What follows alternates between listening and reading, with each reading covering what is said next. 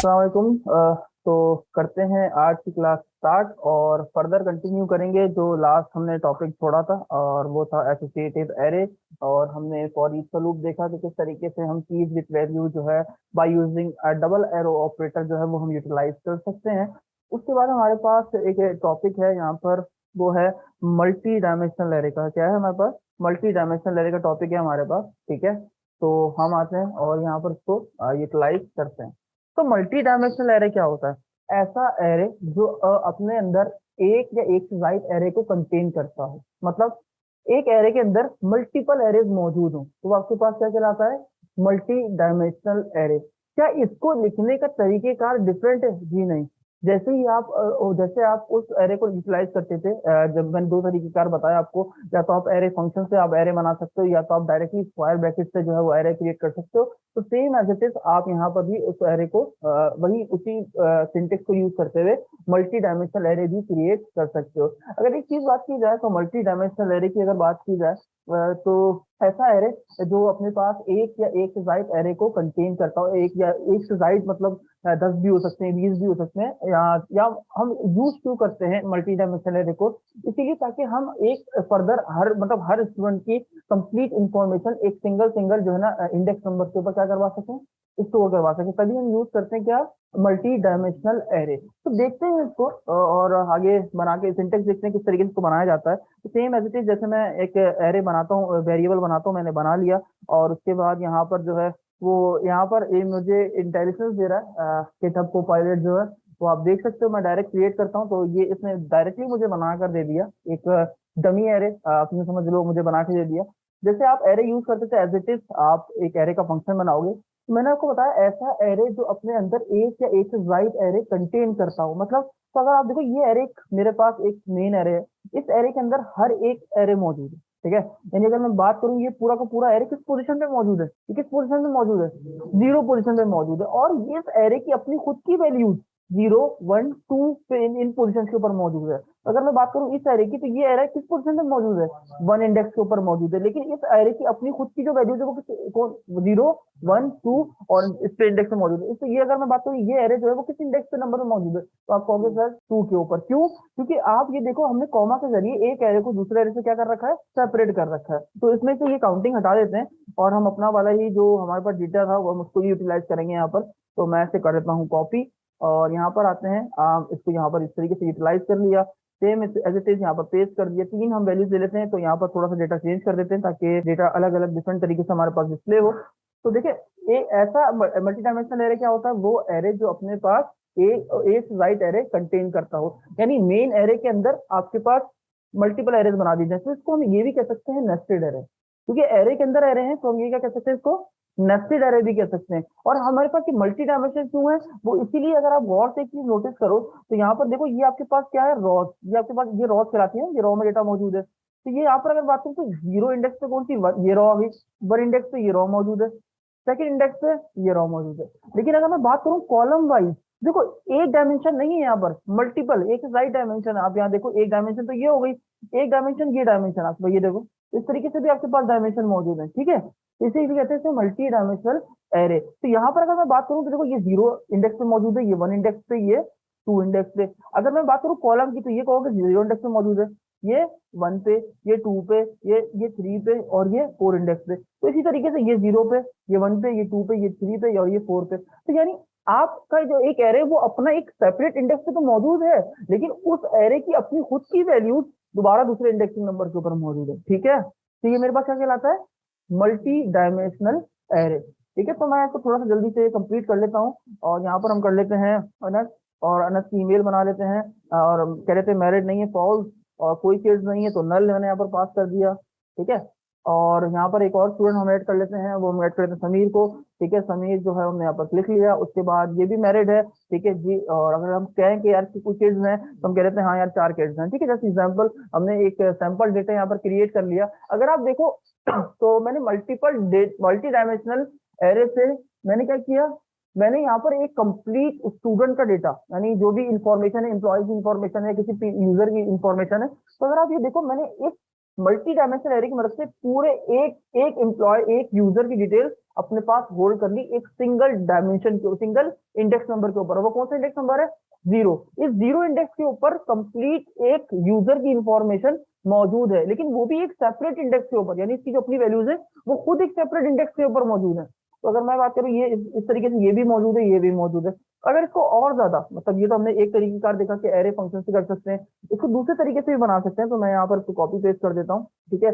और इस बार ये वाला यूज नहीं करेंगे, हम डायरेक्टली क्या यूज करेंगे, स्क्वायर ब्रैकेट वाला एरे, ठीक है। तो यहाँ पर मैंने बना लिया, इसको यहाँ से रिमूव कर देते हैं। एक काम करते हैं, सब एक साथ रिमूव करने के लिए आल्ट प्रेस करके रखेंगे, यहाँ भी आल्ट और यहाँ भी आल्ट, क्लिक कर दिया मैंने, रिमूव किया और यहाँ पर लगा दिया स्क्वायर ब्रैकेट, ठीक है। इसी तरीके से यहाँ पर इसकी क्लोजिंग भी कर लेते हैं, ये भी सिलेक्ट कर लिया, सिलेक्ट कर दिया और यहाँ पर तो कर दिया क्लोज, ठीक है। तो हम इस तरीके से भी जो है वो अपने एरे को, मल्टी डायमेंशनल एरे को क्रिएट कर सकते हैं। तो दोनों तरीके कार हैं और वही तरीके कार जो हमने स्टार्टिंग में पढ़े थे, तो बस सेम है। जो आपको इजी लगता हो आप इसको जो है इस पैटर्न को अपने पास यूटिलाइज कर सकते हो। तो ये दोनों तरीके कार बिल्कुल सही है और आप देखोगे कोई एरर यहाँ पर थ्रो नहीं होगा, ठीक है। फाइल को कर लेते हैं सेव, और सेव करने के बाद अगर हम क्या चाहते हैं कि इस एरे को यूटिलाइज करें, तो जो चाहे आप कर सकते हो, दोनों में कोई फर्क नहीं है। इसको मैं बंद कर देता हूँ फिलहाल के लिए और मैं यहाँ पर आता हूँ। और इससे पहले अगर हमारे पास कोई काम ओपन हुआ होगा तो उसको भी कर लेते हैं बंद और इसको भी कर देते हैं क्लोज, ठीक है। तो यहाँ पर आते हैं और यहाँ पर आने के बाद मैं चाहता हूँ इसमें जो वैल्यूज है, अच्छा एक चीज आप नोटिस करो, तो आपको आइडिया होगा मल्टी डायमेंशनल एरे के अंदर आपके पास जो डेटा स्टोर हो रहा है वो रॉज एंड कॉलम्स के अंदर हो रहा है। यानी आप देखो ये रॉज है, ये रॉज के अंदर डेटा स्टोर हो रहा है, और अगर मैं बात करूँ तो आप ये देखो ये कॉलम्स के अंदर आपके पास डेटा स्टोर हो रहा है। तो अगर जहाँ रॉज एंड कॉलम से डेटा उठाना हो तो वहां पर हम एक कॉन्सेप्ट यूज करते थे, अगर आपको याद हो, नेस्टेड लूप का। तो हम वहां पर नेस्टेड लूप के जरिए क्या करते थे, वैल्यूज उठाया करते थे। अगर मैं एको करूं अभी भी सेम एज इट इज, मैं एको कर रहा हूं, अगर मैं आपसे ये बोलूं कि यार मुझे जो है वो anas@gmail.com ये वाली ईमेल को देखना है, तो आप कैसे इसको प्रिंट करोगे? सिर्फ इसको देखना, तो आप क्या लिखोगे, क्या लिखूं मैं, एको, उसके बाद जो जिसमें मेरा जो ये तमाम एरे स्टोर है उस वेरिएबल का नाम क्या है, $ARR, मैंने लिख दिया। अब ऐसे लिख दे मन, फिर एरे का सिंबल बना लेते हैं स्क्वायर ब्रैकेट, फिर एरे। अच्छा आपको देखो, अब ये पूरा का पूरा किस इंडेक्स पे मौजूद था, जीरो पे। ये किस इंडेक्स नंबर के ऊपर मौजूद है, वन के ऊपर। तो पहले तो मुझे यहाँ तक आना पड़ेगा, मैं आ गया एरे वन के इंडेक्स के ऊपर। अब इस इंडेक्स के मुझे इस वैल्यू, इस ईमेल को उठाना है। तो ये कौन से इंडेक्स पे मौजूद है, तो स्टार्ट करें 0 1 2, ये कौन से इंडेक्स नंबर मौजूद है, 2 पे। तो मैं यहाँ के क्या लिखूंगा, दोबारा स्क्वायर ब्रैकेट बनाया और मैंने क्या लिख दिया, 2। फाइल को सेव किया, सेव करने के बाद रिफ्रेश किया और आप यहाँ पर देख सकते हो मैं anas@gmail जो ईमेल थी वो इजीली मैं फैच करके अपने पास यहाँ पर ले आया। क्लियर हो गई बात? और अगर मैं चाहूँ यार ये पूरा का पूरा जो एरे है मेरे पास ये प्रिंट हो जाए, ठीक है, और मैं एको की कमांड से ही करूँ, एको मैंने लिखा और उसके बाद यहाँ पर मैं लिखूँ $ARR और सिंपली मैंने इसको कर दिया प्रिंट, फाइल को सेव कर दूं, तो क्या ये एरे प्रिंट हो जाएगा? नहीं, मेरे पास ये क्या आएगी, वार्निंग आएगी। और वो वार्निंग क्या होगी कि मैं एरे को स्ट्रिंग में कन्वर्ट करने की कोशिश कर रहा हूँ। तो आप ये देख सकते हो यहाँ पर वही वार्निंग जो मेरे पास आ गई। तो अगर मैं देखना चाहूँ उसको डेटा को, तो मैं प्रिंट आर की मदद से जो है वो इजीली देख सकता हूँ। तो मैं जल्दी से जो है वो लिख लेता हूँ, ठीक है। तो ये इंटेलिजेंस की मदद से मैं फटाफट कोड लिख पा रहा हूँ, आपको पता है। फाइल को सेव किया, सेव करने के बाद रिफ्रेश किया, तो आप ये देख सकते हो मैं कितना एक रीडेबल फॉर्म में आपके सामने आपका डेटा जो है वो डिस्प्ले हो गया है। और ये मल्टी डायमेंशनल एरे कहलाता है। क्लियर हो गई बात? अब आते हैं मल्टी डायमेंशनल एरे की। मैं चाहता हूँ इसकी वैल्यूज को जो है वो प्रिंट करवा सकूं। अब सवाल ये है कि हम एक सिंगल लूप का इस्तेमाल नहीं कर सकते। क्यों नहीं कर सकते? क्योंकि मल्टी डायमेंशनल है। मल्टी डायमेंशनल मतलब जहाँ पर रोज और कॉलम्स, देखो आपके पास डबल रोज एंड कॉलम्स के अंदर डेटा आ रहा है। तो हम इसको, इस तरह के डेटा को प्रिंट करने के लिए हम क्या यूज करते हैं, कौन से लूप को यूटिलाइज करते हैं, नेस्टेड लूप के कॉन्सेप्ट को हम यहाँ पर यूटिलाइज करेंगे। तो हम यहाँ पर आते हैं, चाहे तो आप वो फॉर लूप से कर लो, चाहे तो आप फॉर ईच से कर लो, तो दोनों तरीके हैं, आप किसी भी लूप से प्रिंट कर सकते हो। तो मैं पहले फॉर लूप से आपको करके दिखा देता हूँ, ठीक है। यहाँ पर आ जाते हैं, फॉर लूप से पहले इसको प्रैक्टिस कर लेते हैं। तो यहाँ पर आता हूँ और फॉर का जो है लूप सिंपल यहाँ पर जो है मैं ओपन कर लेता हूँ। ये मैंने बना लिया फॉर का लूप, ठीक है। अब मैंने क्या कहा, आई जो है वो कहाँ तक चले, ये वाला जो आई है वो कहाँ तक चलेगा, आई स्टार्ट हो कहाँ से, जीरो से। यानी एरे का जो इंडेक्स नंबर है वो कहाँ से स्टार्ट होता है, हमेशा जीरो से। और कहाँ तक चले अगर मैं देखूँ तो उसकी लेंथ कितनी है, 1 2 3 3 है। यानी कहाँ तक चले, लेस देन 3, यानी कहाँ तक, 2 तक। जीरो, क्योंकि हमने जीरो पे प्लेस है, वन पे प्लेस है, टू पे प्लेस है। लेकिन एरे की बात करें, लेंथ कितनी है, 3। तो यहाँ पर मैं आता हूँ, कहाँ तक चले, आई लेस देन कहाँ तक चले, 3 तक, ठीक है। और मैंने कर दिया आई प्लस प्लस। अच्छा, बाहर वाला जो आउटर लूप होता है वो किस लिए चलता है, फॉर रॉस के लिए। ये किसके लिए चलेगा, रॉस के लिए। अगर यहाँ पर आए तो हमारे पास एक और लूप हम बना लेते हैं, वो मैंने बना दिया। यहाँ पर हम क्या कर देते हैं, इसको चेंज कर देते हैं, क्या कर देते हैं जे, ठीक है। अच्छा, अब जे कहाँ से चले, जीरो से ही चले, लेकिन कहाँ तक चले, यहाँ पर देखो कॉलम्स, इसकी कॉलम्स कितने हैं, 1 2 3 4, और ये क्या आ गया 5, यानी हमारे कॉलम कितने हैं 5। लेकिन स्टार्टिंग जीरो से होगा तो चलेगा तो 4 तक ही, लेकिन हमें लेंथ कितनी है हमारे पास 5। तो मैंने क्या कर दिया, जे कहाँ से चले, लेस देन 5 तक चले। क्लियर हो गई बात। ये हमारी ये जो इनर लूप होता है वो किसके लिए चलता है हमारे पास, फॉर कॉलम, ठीक है। ये हो गया रॉस के लिए, ये हो गया कॉलम के लिए। अब मैं इसमें प्रिंट करता हूँ अपनी वैल्यूज। तो मैंने कहा एको, और मेरा एरे किसके अंदर स्टोर होता, किसके अंदर स्टोर था, एक वेरिएबल, वो वेरिएबल का नाम क्या था, ARR। और ये देखो आप, ये मेरे पास रॉस में, रॉस के लिए आई आई की वैल्यूज आ जाएंगी इसमें, और ये मेरे पास जे की वैल्यूज आ जाएंगी, ठीक है। फाइल को कर दिया सेव, और सेव करने के बाद मैं यहाँ पर ब्रेक लगाना नहीं चाहता, मैं सिर्फ स्पेस देना चाहता हूँ, मैंने स्पेस दे दी। और स्पेस देने के बाद यहाँ पर मैं क्या कर देता हूँ, इसको ब्रेक, क्या कर देता हूँ, यहाँ पर मैंने कर दिया ब्रेक। फाइल को सेव करते हैं, पेज को रिफ्रेश करते हैं, तो आप भी देखो मेरे पास सारा सारा डेटा यहाँ पर डिस्प्ले हो गया है। इसको एक काम करते हैं, थोड़ा सा फ्लो को चढ़ा के देखते हैं ये कोड कर क्या रहा है। तो देखो यार, आई की वैल्यू क्या है, जीरो। यहाँ क्या आई की वैल्यू आ गई, जीरो। जीरो 3 से छोटा है, जैसी कंडीशन ट्रू होती है, आपको पता है फॉर, ये फॉर के ब्लॉक में आ जाता है, आ गया। जे की वैल्यू क्या है, जीरो। जे की वैल्यू क्या है, जीरो। क्या जीरो पर भी छोटा है, तो यहाँ पर फॉरन अंदर आ गया। आई की वैल्यू क्या थी, जीरो। जे की वैल्यू क्या थी, जीरो। तो जीरो के जीरो इंडेक्स पे क्या मौजूद था, अगर आप देखो यहाँ पर, जीरो के जीरो पे क्या मौजूद था, 1। 1 प्रिंट हो गया, सही। उसके बाद मैंने क्या दी, एक स्पेस, क्या दी यहाँ पर, एक स्पेस दी। अगर आप देखो यहाँ पर मैंने क्या दी, स्पेस। उसके बाद जब ये प्रिंट हो गया तो ये वापस ऊपर गया इंक्रीमेंट के लिए, तो 0 + 1 क्या हो गया, 1। आई जे की नई वैल्यू क्या हो गई, 1।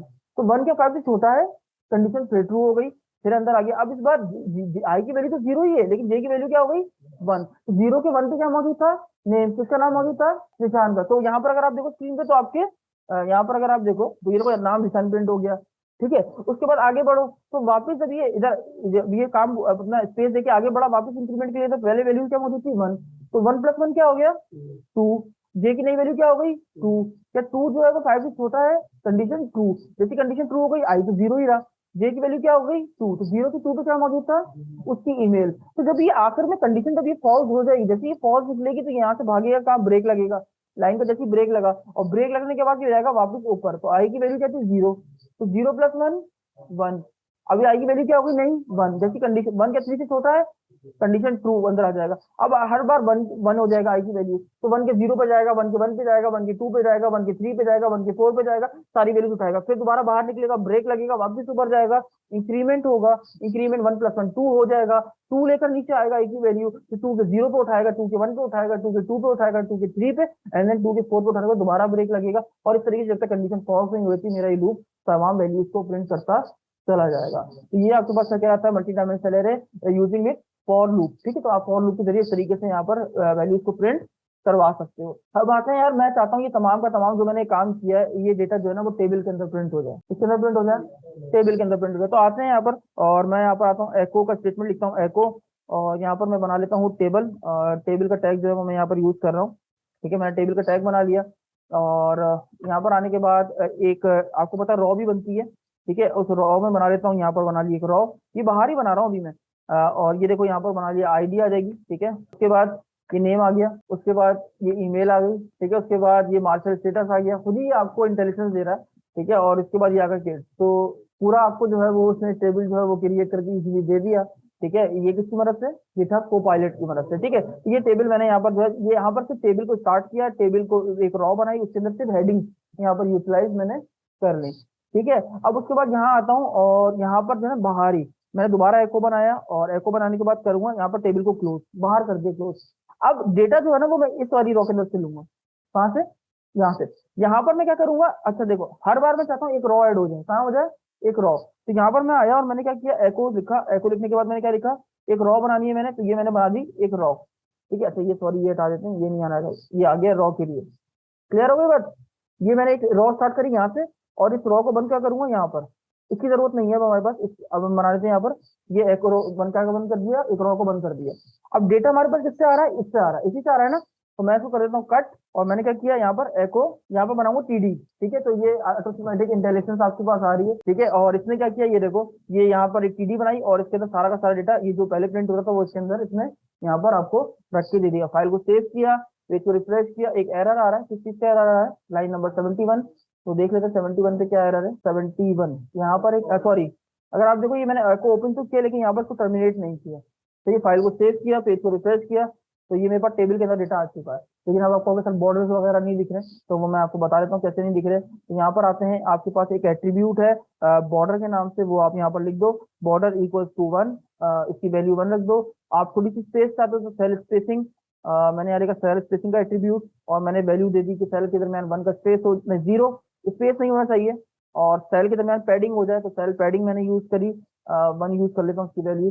तो थोड़ा सा ये आप जो है वो ये CSS यूज कर रहा हूँ मैं यहाँ पर, तो आप ये देखो तो मेरे पास डेटा जो है मेरा टेबल के अंदर आ चुका है। अब इसको देख लेते हैं कि इसका फ्लो हो कैसे रहा है। देखो ये तो जस्ट एक एको ने टेबल बना दिया, बन गया। उसके बाद जब ये कोड नीचे चला गौर से देखिएगा, आई की वैल्यू क्या थी 0, यहाँ आई की वैल्यू क्या आ गई 0, ऐसे ही है। तो 0 3 से छोटा है, क्लियर। तो यहाँ पर जैसे आया उसने देखा एक एको में एक स्टेटमेंट मौजूद था, क्या था रॉ। तो इमेजिन कर लो कि इसने क्या बना दी होगी, एक रॉ ऐसे बन गई। अब ये अंदर आया तो जे की वैल्यू क्या थी 0, क्या 0 5 से छोटा है, कंडीशन ट्रू। अभी आ गया इसके अंदर, यहाँ पर क्या बना रहा है एक कॉलम, सीडी से क्या बनता है कॉलम। तो इसने कहा आई की वैल्यू 0, जे की वैल्यू 0, तो 0 से 0 पे क्या मौजूद था 1, तो इसने क्या बना दिया एक कॉलम, और उसमें क्या वैल्यू डाल दी 1। अभी दोबारा इंक्रीमेंट के लिए गया, ऐसे देखो इंक्रीमेंट के लिए गया, तो 0 + 1 क्या हो गया 1, यहाँ पर जे की वैल्यू क्या आ गई 1, यहाँ क्या वैल्यू आ गई 1, तो क्या 1 5 से छोटा है, कंडीशन ट्रू, वापस अंदर आया टीडी में आया, तो 0 के 1 पे देखो दोबारा इसे कॉलम बनाया टीडी से, बना दिया। 0 के 1 पे क्या मौजूद है, मान लो निशान का नाम था, तो इसे दोबारा कॉलम बनाया और निशान की नाम डाल दिया। इस तरीके से वो दोबारा कॉलम बनाएगा, ईमेल डाले, इस तरीके से दोबारा वो मार्शल स्टेटस बनाएगा, मार्शल स्टेटस, फिर उसके बाद नल डेटा जो था वो पास हो जाएगा।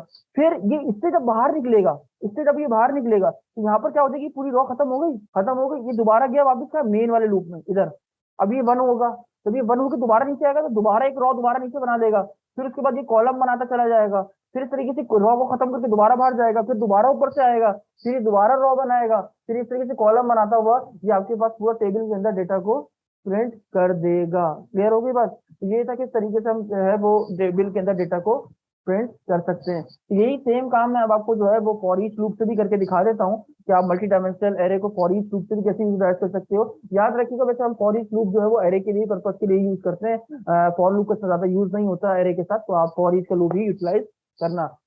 तो यहाँ पर आता हूँ, इसको मैं कर देता हूँ फिलहाल के लिए जो है ये पूरा का पूरा मैं कर रहा हूँ कॉपी, ताकि मुझे दोबारा लिखना ना पड़े, और इसको कर रहा हूँ कमेंट। ये मैंने कर दिया कमेंट, और यहाँ पर आता हूँ नीचे पेस्ट कर देता हूँ, और इस बार जो है मैं इस पूरे लूप को यहाँ से कर रहा हूँ रिमूव, ठीक है। और हम क्या बनाएंगे फॉर ईच का लूप, तो मैं बना देता हूँ फॉर ईच का लूप, ये मैंने बनाया, ठीक है। ये मैंने बना दिया फॉर ईच का लूप, ठीक है। अच्छा मेरे पास जो एरे था वो किसके अंदर मौजूद था, ARR वेरिएबल के अंदर, ठीक है। और ये तमाम ये वैल्यूज जो है वो मैंने इस वेरिएबल के अंदर डाल दी। ये जो आउटर लूप है वो किसके लिए यूज होगा, फॉर रॉ के लिए, ठीक है। अब इसी तरीके से दोबारा से मैं यहाँ क्या करूंगा, यहाँ पर आया, अब ये मुझे हिंट दे रहा था, ठीक है। मैं यहाँ पर लिखता हूँ एको, ये देखो ये ऑटोमेटिकली मुझे दोबारा हिंट दे रहा है, कह रहा है यहाँ पर रॉ क्रिएट करो, और रॉ क्रिएट करने के बाद ये वाला किसके लिए यूज होगा, कॉलम के लिए, ठीक है। यहाँ पर मैंने कर दिया इसको बंद, ठीक है। ये आगे मुझे हिंट, ये मेरा पूरा इसने काम कर दिया यहाँ पर खुद ही ऑटोमेटिकली, ठीक है। तो यहाँ पर देखो हुआ क्या, यहाँ पर जो मेरे पास डेटा एरे में डेटा था वो मैंने किसमें डाला, वैल्यू में, दोबारा रॉ क्रिएट करवाई, हो गई। उसके बाद फॉर ईच का दोबारा ये किसके लिए चला, फॉर कॉलम, कॉलम पर्पज के लिए चला। इस अच्छा ये जो डेटा था वो इसमें आ चुका था वैल्यू में, तो वैल्यू से मैंने किसमें भेजा, वैल्यू 1 के अंदर, और तमाम डेटा किसके अंदर आ चुका है वैल्यू, तो इसको मैंने क्या कर दिया टीडी कॉलम में रख के प्रिंट कर दिया, दोबारा से रॉ को कर दिया खत्म। अभी दोबारा वापस जाएगा तो हर के लिए रॉ बनती जाएगी, कॉलम बनते जाएंगे, दोबारा नीचे आएगा दोबारा रॉ बनेगी, दोबारा कॉलम बनेंगे, जैसे हमने फॉर लूप के अंदर फ्लो देखा था। फाइल को करते हैं सेव, रिफ्रेश किया तो देख लो अभी भी सेम रिजल्ट, कोई फर्क नहीं है। क्लियर जी अनस, बिल्कुल उसके इंडेक्स नंबर से उठा रहा है, ठीक है।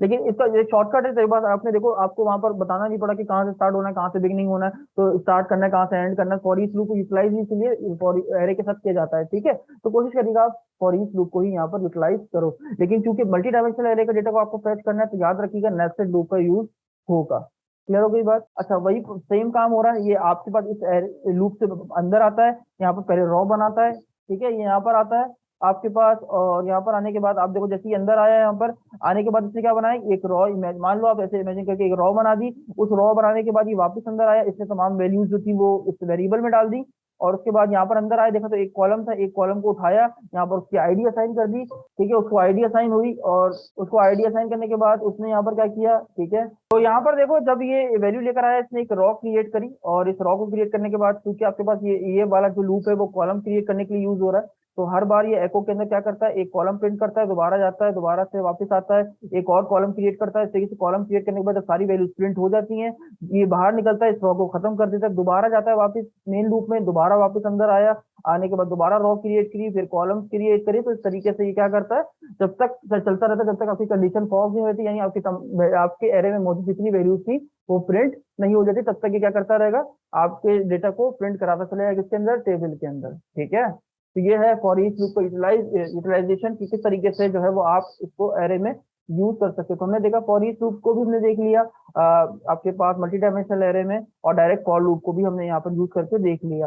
ठीक है, अब इसी एरे को मैं कमेंट कर देता हूँ, और कमेंट करने के बाद जो है वो हम क्या करते हैं, एसोसिएटिव एरे में यूटिलाइज करते हैं। हम सेम एरे को एसोसिएटिव एरे भी बना सकते हैं, मल्टी डायमेंशनल एरे को। तो आते हैं यहाँ पर, और इस तमाम कोड को कर देता हूँ मैं कमेंट। ठीक है, और यहाँ पर आते हैं और मैं लिख देता हूँ यूजिंग, कमेंट लिख रहा हूँ, क्या लिखेंगे, using associative array, array with, हम यूज कर रहे हैं multi dimensional, using associative array with multi dimensional array. ठीक है, तो यहाँ पर आ जाते हैं, और यहाँ पर आने के बाद स्टार्ट करते हैं जो है वो एसोसिएटिव एरे बना देते हैं मल्टी डायमेंशनल के अंदर। तो बहुत सिंपल तरीका है, मैंने लिखा $ARR, और उसके बाद मैं यहाँ पर आता हूँ, और यहाँ पर जो है मैं सेम वही कोड जो मैंने ऊपर से कॉपी करा था मैं इसको कर देता हूँ पेस्ट, और पेस्ट करने के बाद मैं सिंपली यहाँ पर क्या करूंगा, मैं जल्दी से जो है इसको कीज असाइन कर देता हूँ। ठीक है, ताकि आप जो है उसको इजीली देख सको। तो यहाँ पर आता हूँ मैं, और ठीक है, हमने आपको पता है हम क्या करते हैं, एसोसिएटिव एरे में कीज खुद से देते हैं। तो मैं यहाँ पर बना देता हूँ कीज इनकी, और मैंने क्या किया, यहाँ पर लिख दिया आईडी, और उसके बाद मैंने यहाँ पर पास कर दिया, क्या पास कर दिया, डबल एरो ऑपरेटर की वजह से आप क्या कर सकते हो, वैल्यू असाइन करते हो। तो मैं जल्दी से इसको कर देता हूँ कॉपी यहाँ पर सब जगह, और अब उसके बाद में जो है इनके नाम बदल देंगे, चेंज कर लेंगे यहाँ से, और यहाँ पर भी कर दिया पेस्ट। ठीक है, यहाँ पर आते हैं, आईडी की जगह यहाँ क्या लिखेंगे, नेम कर देते हैं, यहाँ पर क्या कर देते हैं, ईमेल कर देते हैं, उसके बाद यहाँ पर क्या कर देंगे, एम स्टेटस कर देते हैं। ठीक है, और लास्ट में हम क्या करेंगे, यहाँ पर क्या कर देंगे, यहाँ पर हमारे पास था किड्स, तो फाइल को सेव कर दिया। सेव करने के बाद मैं इसी लाइन को दोबारा से कॉपी कर लेता हूँ, ताकि मुझे बार बार लिखना ना पड़े। ठीक है, मैं सिर्फ वैल्यू चेंज कर दूंगा, और ये मैंने बना दिए तीनों एरे, और सिंपली अब मैं क्या करता हूँ, इसमें से जल्दी जल्दी वैल्यूज यहाँ पर जो है वो पेस्ट करता चला जाता हूँ। तो आप देख सकते हो, आप इसको सेम एरे को आप एसोसिएटिव एरे भी बना सकते हो, तो इसमें कोई इश्यूज आपके पास नहीं होते। ठीक है, मैं सिर्फ वैल्यू चेंज कर रहा हूँ ताकि जल्दी जल्दी मेरा डेटा बन जाए यहाँ पर। ठीक है, बाकी जरूरत नहीं चेंज करने की, ऐसा इतनी कोई नीड नहीं है। बस आईडी चेंज कर देते हैं, 1 2 3 कर देते हैं, 1 2, और ये हो गया 3। ठीक है, फाइल को सेव कर लिया, तो आप ये देखो ये मेरे पास एसोसिएटिव एरे बन चुका है, एसोसिएटिव मल्टी डायमेंशनल एरे। यहाँ पर हमने उसको एक अपनी की असाइन कर दी, आईडी, नेम, ईमेल, और उसके बाद यहाँ पर देखो मार्शल स्टेटस आ गया उसका, और यहाँ पर किड्स आ गए। ठीक है, तो यहाँ पर किसी एक का फॉल्स भी कर देते हैं। ठीक है, फाइल को कर दिया सेव, और ये मेरा एरे हो चुका है स्टोर। ठीक है, यहाँ पर आते हैं, और यहाँ पर आने के बाद अगर मैं इस पूरे एरे को प्रिंट करना चाहूँ, तो सिंपली आपको पता है एको की कमांड से जो है मैं यहाँ पर प्रिंट कर सकता हूँ। ठीक है, तो यहाँ पर अगर मैं इसको जो है वो फॉर ईच लूप के थ्रू भी यूटिलाइज करूँ, तो मैं इजीली कर सकता हूँ। ठीक है, मैं यहाँ पर आता हूँ, ये देखो मेरे पास, पहले तो मैं टेबल बनाना चाह रहा हूँ, तो मैं टेबल बनाते चले जाऊंगा आगे। ठीक है, यहाँ पर ये सब मेरे पास हिंट आ रही है ऑटोमेटिक, तो मैं आगे इसको कंप्लीट करता हूँ। ठीक है, यहाँ पर असल में डबल मिनट का मार्क नहीं लगा। ठीक है, यहाँ पर लगाना था मैंने फॉर ईच का लूप। ठीक है, तो ये रॉ के लिए यूज हो जाएगा। ठीक है, यहाँ पर ये हो जाएगा रॉ के लिए, और उसके बाद ये आ गया हमारे पास किसके लिए, कॉलम्स के लिए।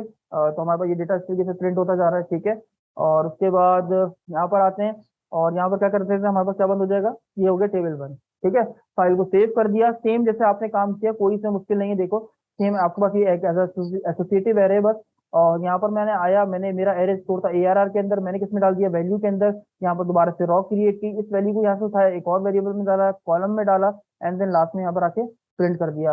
फाइल को सेव किया, पेज को आके रिफ्रेश किया, तो आप देख सकते हो अभी भी मेरे पास यहाँ पर मेरा जो आपके पास टेबल है वो इजीली यहाँ पर क्रिएट हो रहा है। तो एसोसिएटिव एरे की मदद से भी यहाँ पर मैं क्या कर सकता हूँ, इसको क्रिएट कर सकता हूँ। कहीं पर एक ये देखिए, ये इस चीज का इशू दे रहा है मेरे पास, यहाँ पर मैं इसको कर देता हूँ 1। चाहिए, फाइल को कर दिया सेव। ठीक है, अब आते हैं रिफ्रेश करते हैं, तो अब ये मेरे पास ये इशू भी चला गया। तो अभी भी मेरे पास डेटा जो है मेरे टेबल के अंदर इजीली यहाँ पर क्या हो रहा है, डिस्प्ले हो रहा है। क्लियर हो गई बात, एसोसिएटिव एरे के इस्तेमाल से भी मैं यहाँ पर यूटिलाइज कर सकता हूँ। लेकिन सवाल ये है कि आप देख रहे हो, एक चीज नोटिस करो अगर आप, तो आप ये देखो कि यार मैं जो है वो बार बार रॉस एंड कॉलम्स के लिए फॉर ईच का लूप मल्टीपल टाइम, यानी रॉस के लिए अलग चला रहा हूँ, कॉलम्स के लिए अलग चला रहा हूँ। क्या मेरे पास कोई ऐसा तरीका है कि मैं एक ही लूप चलाऊं और मेरे पास सारा का सारा काम जो है वो इजीली परफॉर्म हो जाए, मुझे जो है नेस्टेड लूप ना चलाना पड़े? तो जी हाँ, आपके पास एक फंक्शन है लिस्ट के नाम से। लिस्ट के नाम से फंक्शन है, देखते हैं उसको कैसे यूटिलाइज किया जाता है जिसकी मदद से आप इजीली काम कर सकते हो। तो मैं क्या करता हूँ, सेम इस पूरे के पूरे कोड को यहाँ पर कर दिया मैंने कमेंट। तो ये मेरे पास हो चुका कमेंट, और मेरा जो PHP का सिंटेक्स था वो बंद नहीं हो रहा, लास्ट में मैं बंद कर देता हूँ। ठीक है, यहाँ पर आते हैं क्वेश्चन मार्क, और ये बंद कर दिया मैंने। अब यहाँ पर आता हूँ, मैं चाहता हूँ इससे ये जो मेरे पास पूरा ये जो मैंने एरे बना रखा है, इसको मैं प्रिंट करा सकूँ बाय यूजिंग लिस्ट फंक्शन। तो मैं बनाता हूँ एक फॉर ईच का लूप, बेसिक लूप जो मैंने यहाँ पर बना दिया। ठीक है, यहाँ पर मेरा फॉर ईच का लूप मैंने बना दिया। ठीक है, एक सिंपल यहाँ पर मैंने क्या किया, मेरा एरे स्टोर हो रहा था ARR के अंदर एज। अच्छा, अब मैं आपको बता रहा हूँ कि मैं बार बार जो है वो ये तो नेस्टेड लूप नहीं बनाऊंगा। ठीक है, मैं ऐसी लूप को यूटिलाइज करूंगा। तो यहाँ पर मैंने आया और मैंने क्या कहा, ARR का जो डेटा वो स्टोर कर दो। आप कहोगे सर एक वेरिएबल के अंदर स्टोर कर दो, नहीं। इस बार मैं जो है मैं यहाँ पर क्या करूंगा, मैं यहाँ पर आता हूँ और यहाँ पर मैं क्या लिख देता हूँ, लिस्ट डॉलर लिखा। और मैंने क्या करा, सॉरी लिस्ट एक फंक्शन है तो लिस्ट लिखा, यहाँ पर फंक्शन को यूज कर लिया। अगर आप इसके ऊपर क्लिक करो तो आप देखो यहाँ पर जो है वो आप मल्टीपल जो है वो पैरामीटर पास कर सकते हो। अच्छा, एक बात का आपने खास ख्याल रखना है, एक बात का, जब आप लिस्ट के अंदर यहाँ पर आप कोई भी वेरिएबल बना सकते हो, कोई भी वेरिएबल। मान लो आपके पास, अगर मैं ये कहूँ ये आईडी, मैंने कहा एक $ID के नाम से वेरिएबल बना लिया, कॉमा डॉलर नेम के नाम से बना लिया। मैं ज्यादा नहीं, सिर्फ ये दो चीजें उठा के दिखा रहा हूँ अभी आपको। ठीक है, ये मैंने बना लिया। तो अब वो बेसिकली क्या है, ये इसके इंडेक्स नंबर के अकॉर्डिंग उठाता है, यानी पहला जो भी पैरामीटर लिखा होगा उसका इंडेक्स नंबर क्या होगा, 0। तो यानी ये 0 पे जाएगा और इस जितनी भी आईडी इसके अंदर मौजूद होंगी तमाम आईडीज उठा लेगा। ठीक है, और ये दूसरा जो पैरामीटर है कौन से इंडेक्स नंबर पे मौजूद होगा, 1 के ऊपर। तो ये इसके इंडेक्स नंबर के ऊपर जाएगा और जो नेम जितने भी नेम्स होंगे तमाम के तमाम नेम उठा लेगा। तभी मैं यहाँ पर आऊँ और यहाँ पर आने के बाद मैं इसको प्रिंट कैसे करूंगा। तो मैं यहाँ पर आता हूँ, एको लिखा। अच्छा, ऐसे सिंपल तरीके से एको, और मैंने कहा क्या कहा कि भाई $ID में जो कुछ है सब प्रिंट कर दो, $ID। ठीक है, उसके बाद मैंने कहा उसके साथ उसका नाम भी प्रिंट कर दो। तो ये पूरी की पूरी लाइन लिखी आ रही है, डॉलर डॉट स्पेस दी, उसके बाद उसका नाम प्रिंट कर दो और लाइन ब्रेक करके दोबारा चले जाओ। फाइल को सेव किया, सेव करने के बाद रिफ्रेश करके दिखाता हूँ। यहाँ पर एक एरर आ रहा है, क्या कह रहे हैं, अनडिफाइंड एरे की 0। अच्छा, अब ये क्यों आया, ये एरर क्यों आया, मैं आपको बताता चलूं।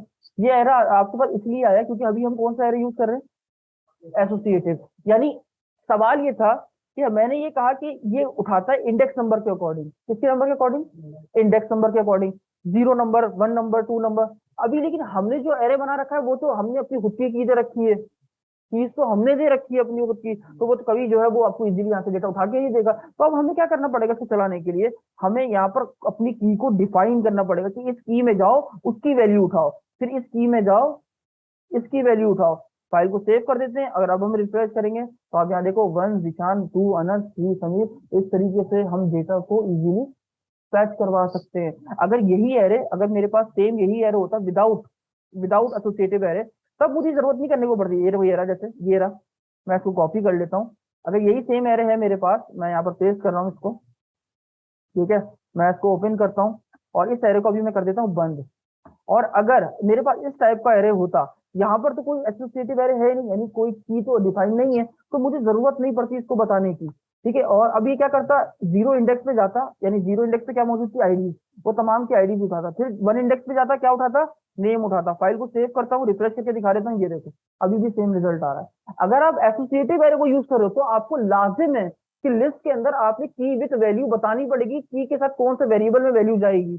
अगर आप सिंपल सिंपल इंडेक्स एरे का यूज करो तब आपको जरूरत नहीं है इसका इंडेक्स नंबर बताने की, क्योंकि बाय डिफॉल्ट ये इंडेक्स नंबर के अकॉर्डिंग उठाता है। इसका जो पहला पैरामीटर होता है उसकी जो इंडेक्सिंग स्टार्ट होती है वो 0 से ही होती है, 0 1 2 3 4 एंड देन सो ऑन। ठीक है, तो ये आपने याद रखना है अगर आप डायरेक्टली लिस्ट फंक्शन का यूज करना चाहते हो। मैं एक दफा फिर से बता देता हूँ, आपने क्या करना होगा, आपने अगर आपके पास इस तरह का एरे, इंडेक्स एरे है, तो आपको डायरेक्ट पैरामीटर पास करना है और उस पैरामीटर को यहाँ पर कॉल कर देना है। ठीक है, आप इसको टेबल में भी बना सकते हो। जैसे अगर मैं कहूँ यार यहाँ पर टेबल में प्रिंट करना चाहूँ, ये सारा डेटा टेबल में आना चाहिए, तो कैसे करूंगा, बहुत सिंपल तरीका है। मैं यहाँ पर टेबल बनाता हूँ एको। ठीक है, यहाँ पर बनाते हैं टेबल, क्या बनाते हैं, टेबल। और यहाँ पर आया मैंने इसको लिखा टेबल के अंदर, ये मेरा टेबल बन गया। ठीक है, इसके अंदर मैं आता हूँ, यहाँ पर एक क्या बनानी थी मुझे, रॉ, तो बना लेते हैं रॉ। ठीक है, ये सब आ गया बन के। और मुझे चूंकि सिर्फ 2 ही कॉलम चाहिए क्योंकि मैं आईडी और नेम ही उठा रहा हूँ, तो मुझे ज्यादा जरूरत नहीं, मैंने सिर्फ आईडी और नेम का कॉलम बनाया।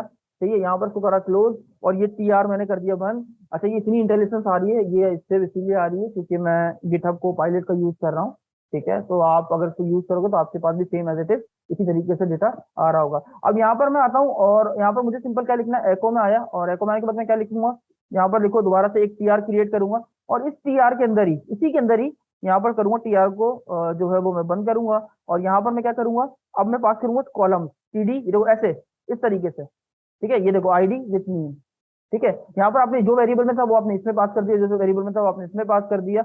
यहाँ पर एक क्लोजिंग हो रही है देखो एक्स्ट्रा, ये मैंने बंद करी, और टेबल मैंने अपना क्या कर दिया, बाहर बंद कर दिया, ठीक है। तो ये इंटेलिजेंस आ रही है, मुझे जरूरत नहीं पड़ रही कोड को लिखने की, तब भी देखो आपके पास टेबल में डेटा यहाँ पर स्क्रीन पे डिस्प्ले हो गया। अगर मैं आपसे कहता कि नहीं यार ये वाला मुझे एरे नहीं चाहिए, मुझे जो है अब आप एसोसिएटिव एरे से करके दिखाओ, तो आप इसको ओपन करते, आप बस क्या करते हैं यहाँ पर, क्या करते हैं इसकी की को यहाँ पर क्या कर देते, पास कर देते कुछ इस तरीके से लिस्ट फंक्शन के अंदर, क्या करते हैं इसकी की को पास कर देते। और मैंने क्या बताया, इस की पे जाओ, इसकी जितनी वैल्यूज हैं वो इस वेरिएबल में डाल दो, फिर इस की पे जाओ, इसकी जितनी वैल्यूज है किसमें डाल दो, इस वेरिएबल के अंदर डाल दो। फिर मैंने क्या किया, एक रॉ बनाई, और इस रॉ के अंदर क्या करो आप, इधर देखो इस रॉ में क्या करो आप, इसमें कॉलम बना, इस कॉलम के अंदर जो भी आईडीज आ रही है वो इस कॉलम में डाल दो, जो नेम आ रहे हैं वो इस कॉलम में डाल दो। फाइल को सेव किया, पेज को रिफ्रेश किया, तब भी आपके पास स्क्रीन पे यही डेटा डिस्प्ले हो रहा है, ठीक है। तो ये था हमारा टॉपिक आज का, जिसमें हमने देखा फॉर ईच लूप को कवर किया, मल्टी डायमेंशनल एरे को पढ़ा, तो उसमें देखा मल्टी डायमेंशनल एरे के अंदर हमने नेस्टेड लूप को यूज किया। फिर हमने इससे ज्यादा एडवांस वर्जन पढ़ा कि क्या एक और कोई ऐसा तरीका है कि हमें मल्टीपल नेस्टेड लूप ना चलाना पड़े, हमारे पास हम एक ही लूप के इस्तेमाल से जो है वो हम तमाम जो है वो मल्टी डायमेंशनल की वैल्यू को प्रिंट करवा सकें। तो आपने देखा कितना इजी तरीके से हमने लिस्ट फंक्शन के थ्रू ये काम भी परफॉर्म कर लिया, ठीक है। तो मिलते हैं किसी अगली वीडियो में, तब तक के लिए इजाजत दीजिए, अल्लाह हाफिज।